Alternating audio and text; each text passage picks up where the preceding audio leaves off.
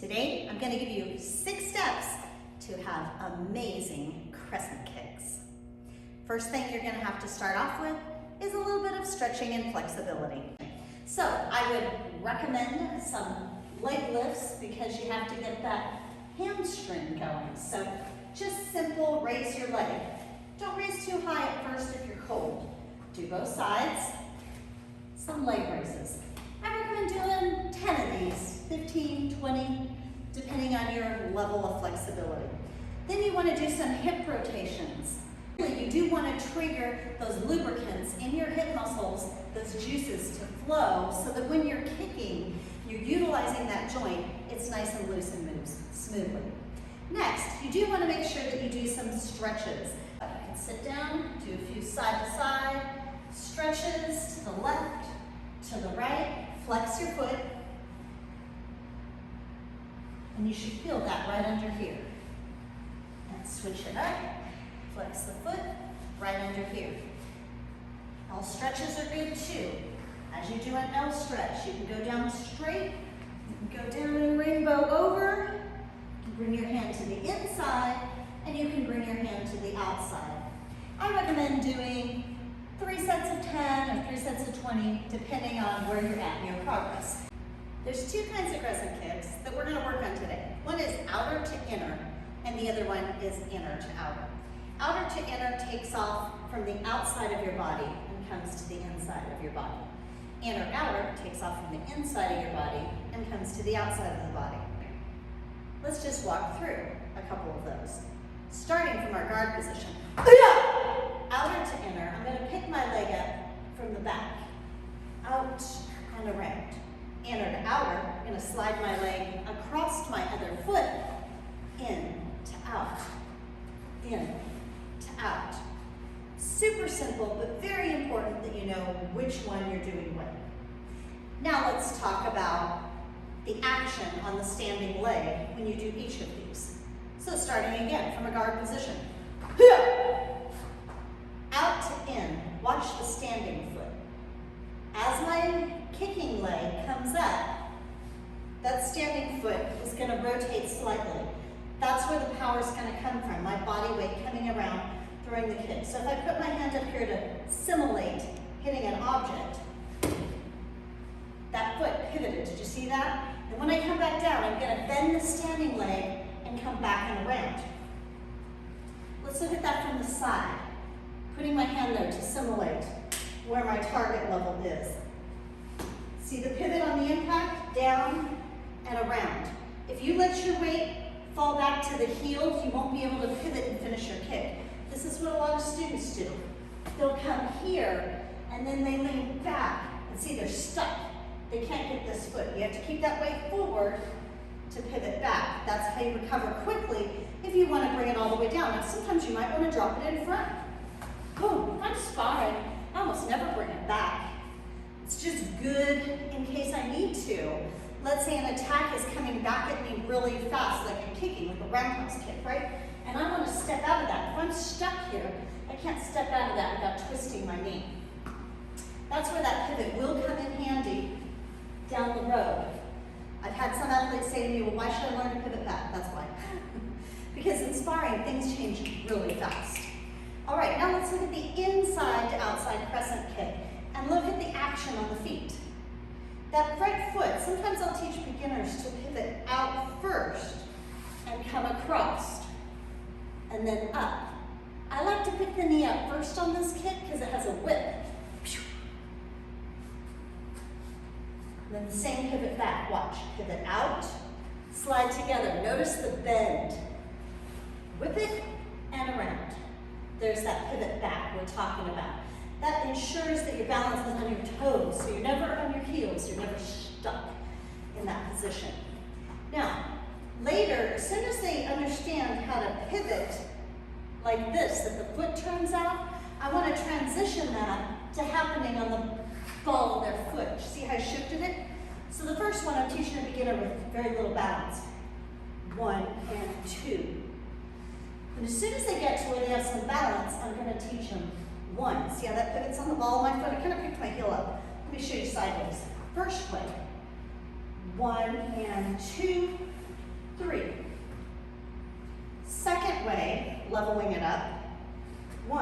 See how I picked up my heels? You're not gonna pick up your heels. But for demonstration purposes, I need you to understand the weights on the front of your foot.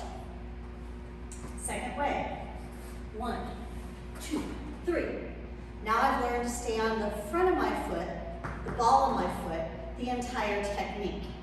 Some students can't do that in the very beginning. There's 2 ways to execute a crescent kick. One way is with a straighter leg, where you're just coming up and you're swinging your legs straight around. The other way is you're going to start with a chamber or a bent leg and then whip it around. You never actually fully straighten that leg on either kick, because when you make impact on a target, you never want to make impact with a completely straight leg. That'll destroy your joints. So let's look at both ways. We're going to start with an outer-inner crescent kick. So let's take a look at the actual hitting part of the foot. I'm going to put my foot up here so we can zoom it in. You've got 2 sides of your foot, right? This is where my arch is.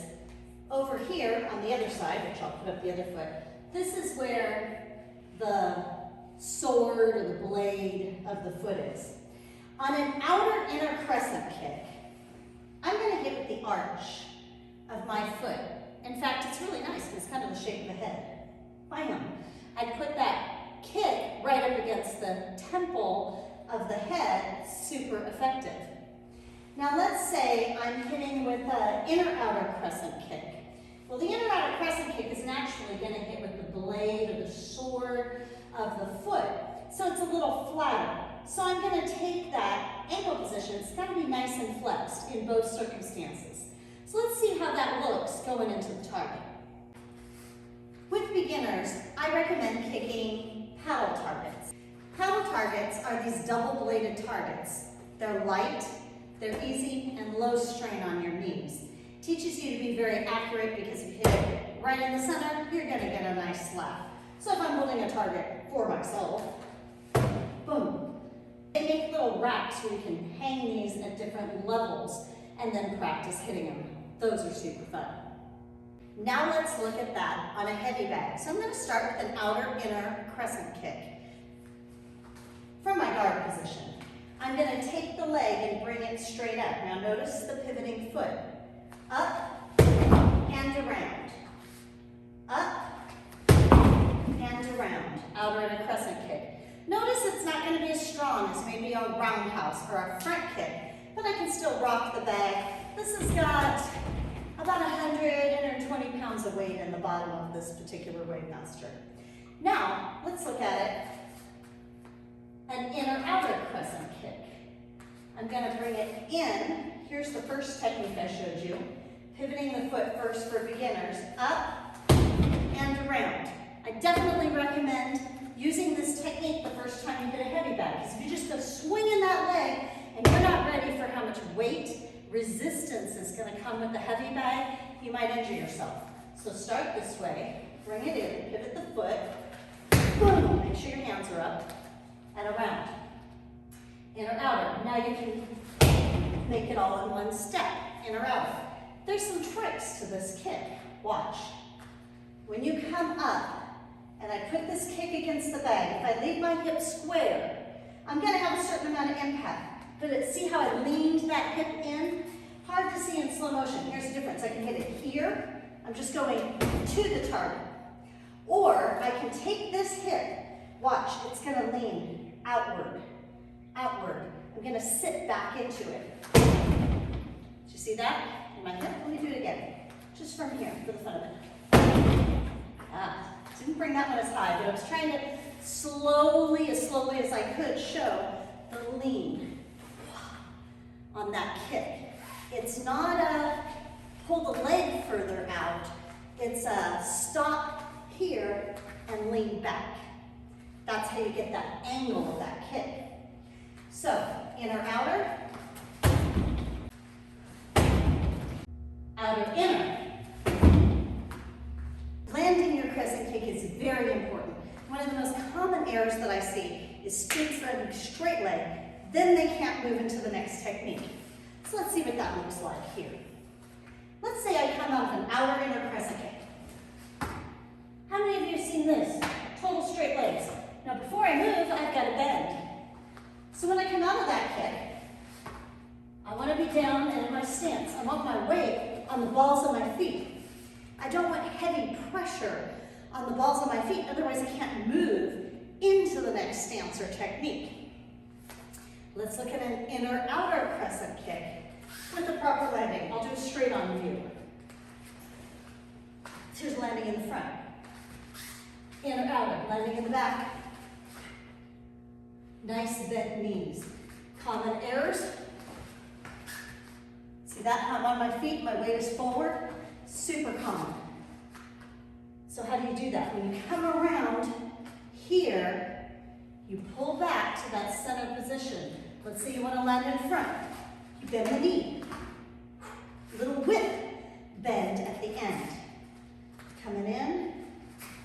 See that whip?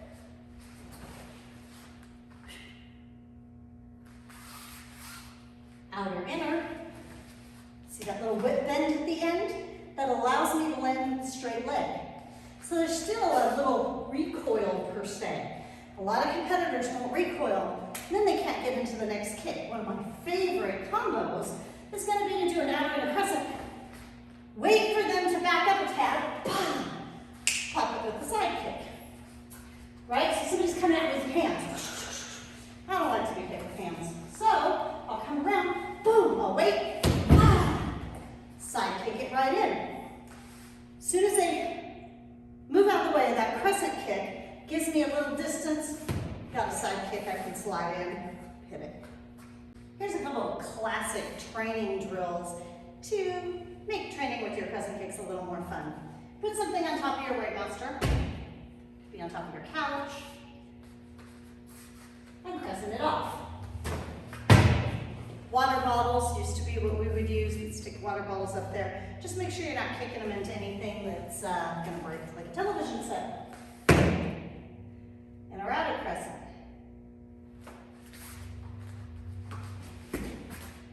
If you have a ball, you can hang it on a string. And what's really fun is if you have a pulley and you put a partner on the end of that pulley, you can do different heights at really fast changes. So you can have somebody dropping it down and you wait it till it gets to the exact right height where you want to hit it and then try to hit it at that height. Another fun thing that you can do is you can take it and have them choose different heights. 1, 2, 3. Choose things that are realistic. So let's pretend you're sparring an opponent your height. Head high, shoulder high. That's about where you're going to go. Head, shoulder, watching for that kick position. You can throw the ball in the air when you get good enough and crescent kick it while it's in the air. Once you get good at regular inner and outer crescent kicks, it's always fun to add a little spin into those kicks. Spin is easy. You just start from facing your target, right? Take the back leg, you spin towards your behind. Look over your shoulder. If your knees are bent, you're all set up for that crescent kick. So I'm going to spin my back foot into my front foot with my eyes on my target. Change my direction, look for the target. Boom. Super easy. Other angle, spin it, crescent it around. Spinning crescent kicks are fun. Basically, if you take your time on your spin, it's very similar to just coming from the same chamber position. Have fun training your crescent kicks. If you'd like more tips on how to improve your crescent kicks, comment below. We'd be happy to make some more videos.